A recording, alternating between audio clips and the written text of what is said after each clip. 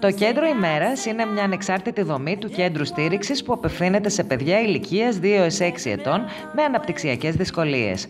Στόχος είναι η πρώιμη παρέμβαση για την έγκαιρη αντιμετώπιση των δυσκολιών παιδιών προσχολικής ηλικίας, έτσι ώστε να επιτευχθεί στη συνέχεια η ομαλή φοιτησή τους στο νηπιαγωγείο.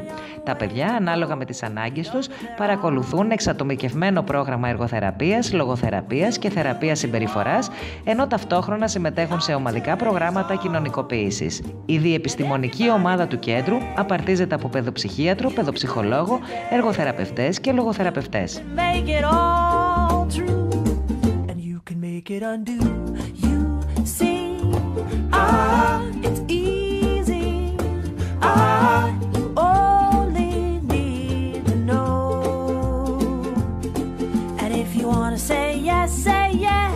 Στήριξης Χίου 3 και Κεφαληνία 49, Καμίνια, Πειραιάς. Τηλέφωνο 210 4210 161.